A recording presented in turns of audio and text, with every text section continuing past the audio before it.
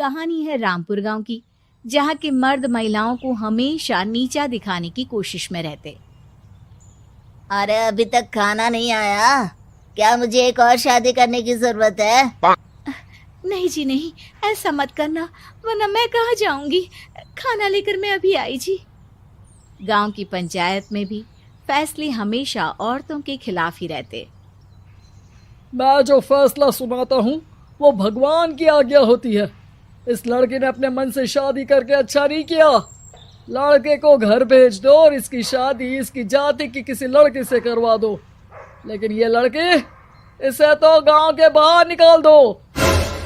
नहीं नहीं जमींदार साहब, ये क्या बोल रहे हैं? ऐसा नहीं हो सकता। मेरी बेटी मासूम है, इसे अच्छे बुरे की समझ नहीं है। अरे कहाँ जाएगी ये बेचारी? कहाँ जाएगी? इतनी चिंता है तो पूरे परिवार का गांव निकाला कर देते हैं। बेचारे पूरे बसे बसाए परिवार को गांव छोड़ना पड़ता है।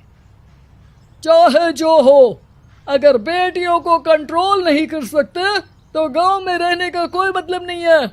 यहाँ औरतों को दब कर रहना होगा। कोई भी अपने हिसाब से कुछ नहीं कर सकता, सब ईश्वर की मर्जी से ही होगा। तभी गांव का एक आदमी दौड़ा दौड़ा आता है। सरपंच साहब, जमींदार साहब, वो कालिया है ना, उसकी बेटी पढ़ने के लिए शहर जा रही है। अच्छा, ये कब हो गया? और कालिया की हिम्मत कैसे हो गई ऐसा करने की? लेकर आओ उसे और उसकी बेटी को। बस फिर क्या था, हाजिर हो जाते हैं कालिया और उसकी बेटी सरपंच के सामने। और कालिया, ये क्या सुनने में आ रहा है? बेटी को इंजीनियर बना रहा है तू? और ये बता, गांव में तो स्कूल नहीं है, फिर कहां से इतनी क्लास पास कर गई तेरी बेटी? राधा, जो कि कालिया की बेटी है, उसे लगता है कि सरपंच उसकी तारीफ कर रहे हैं। सरपंच जी, मैंने ऑनलाइन पढ़ाई की है, डिस्टेंस लर्निंग से। सभी में मैंने अच्छे नंबर पाए हैं, जिसे देखते हुए शहर की इंजीनियरिंग कॉलेज में मुझे स्कॉलरशिप मिली है। वाह जी वाह, क्या होती है ये? पहले तो ये बताओ, फिर आगे की बात करते हैं। पूरा गांव राधा की बात सुन रहा था और राधा बोलती जा रही थी। तो ऐसे मैं फ्री में एक अच्छी शिक्षा लेकर गांव में जो कुछ परेशानियां हैं, जैसे बिजली, पानी और इंटरनेट जैसी समस्याओं के लिए काम करूंगी।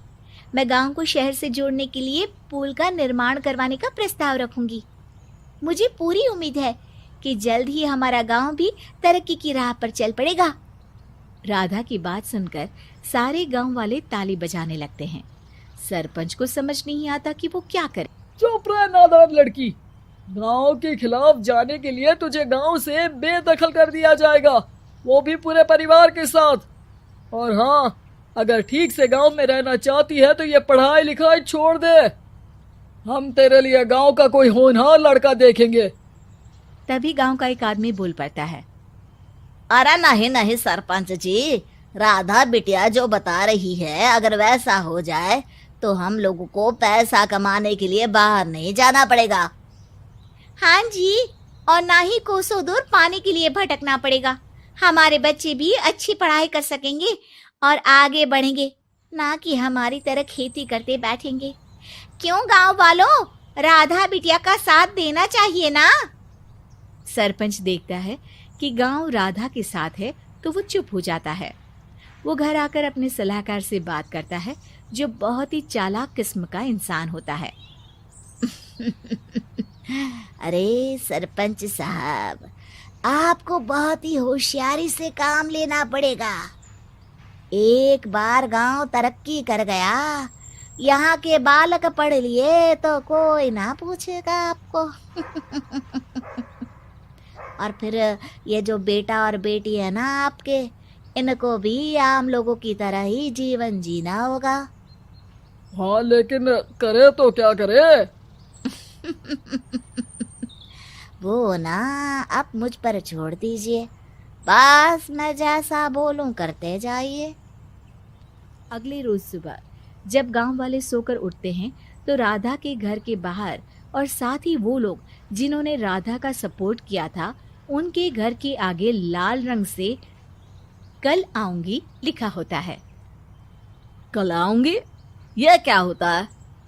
अरे यह तो खून से लिखा है, लगता है कोई भूत प्रेत या चुड़ैल का साया है। चलो सरपंच जी के पास चलते हैं। सभी सरपंच के पास जाकर उसे सारी बात बताते हैं। अरे ये तो बड़ी मुश्किल की बात है। चलो मैं एक बाबा को जानता हूँ, उन्हें बुला लेता हूँ। सरपंच बाबा को लेकर गांव के घर के बाहर जाता है। ओहो, तो ये वो चुड़ैल है जो उन लोगों को निशाना बनाते हैं जो गांव को बदलने का सपना देखते हैं। वो गांव को ऐसे ही संपन्न देखना चाहती है, वो नहीं चाहती कि कोई बाहरी यहाँ का कायाकल्प करे। क्या तुम लोगों में से किसी ने गांव को बदलने की सोच रखी है? तभी राधा की माँ रोते रोते आती है। मेरी राधा घर से गायब हो गई है। अरे कोई तो बचाओ, मेरी बच्ची कहाँ गई?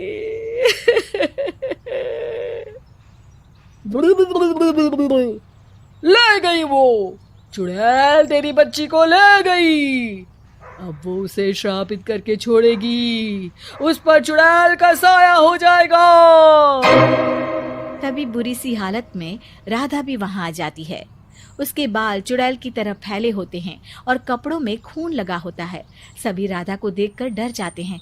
माँ, पता नहीं मुझे कौन उठा कर ले गया था। अरे दूर दूर हो जा चुड़ैल, अब हम लोग इस गांव में नहीं रुकेंगे। अरे कैसी बातें कर रहे हैं आप? कल तो आप मेरे भरोसे गांव का हुलिया बदलने, अपने बच्चों को पढ़ाने और तरक्की उन्नति की बात कर रहे थे, तो आज क्या हो गया आपको? ये फिर तुम लोगों को बहकाएगी।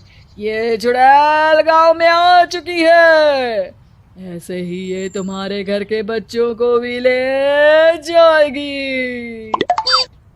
गांव वाले राधा को गांव से बाहर निकाल देते हैं। उसके माँ बाप रोते रहते हैं, लेकिन गांव वाले नहीं मानते। मैं भी अपनी बहन के साथ गांव के बाहर रहूंगा, लेकिन वो पढ़ाई नहीं छोड़ेगी। वहीं सरपंच के घर पर सलाहकार कहता है।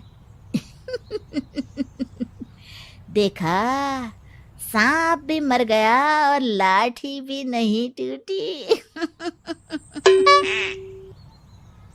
लेकिन अगले ही दिन सरपंच के घर के बाहर भी वही शब्द लिखे होते हैं। और फिर सरपंच की बीवी कहती है, हमारी बेटी को किसी ने अगवा कर लिया है। तभी राधा का भाई वहां आ जाता है। अरे गांव वालों, मैंने सरपंच जी की बेटी को देखा था। वो चुड़ैल उसे उठाकर ले जा रही थी। अरे क्या मजाक कर रहे हो? नहीं नहीं सरपंच जी, आप नहीं जानते। वो चुड़ैल अब आपकी बेटी में आ जाएगी, जैसे राधा के अंदर आ गई थी। तभी सरपंच की बेटी वैसी ही हालत में वहां आती है जैसे राधा आई थी। पापा, पता नहीं कैसे मैं गायब हो गई थी। चुड़ैल, इसके अंदर भी चुड़ैल का साया है, मारो इसे। अरे नहीं नहीं, इसे भी राधा के पास गांव के बाहर ही भेज दो। अरे चुप रहो, मेरी बेटी कहीं नहीं जाएगी और चुड़ैल वुड़ैल कुछ नहीं होता है। अरे कैसे बात कर रहे हो सरपंच जी? आप तो बोल रहे थे कि आपका फैसला भगवान का ज्ञान होता है, तो अपने पर बात आई तो अब आप ऐसे बोल रहे हैं। अरे ना ना ना, आपको अपनी बेटी को त्यागना ही होगा। अरे बुलाओ बाबा को।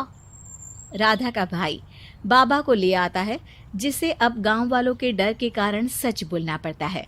मैं कोई बाबा नहीं हूँ, मैं तो मोची था। ये सलाहकार महोदय ने मुझे कहा था एक्टिंग करने को। अब वो मुझे पैसे देने वाले हैं। अब मुझे माफ कर दो। गलती हो गई, मुझे माफ कर दो।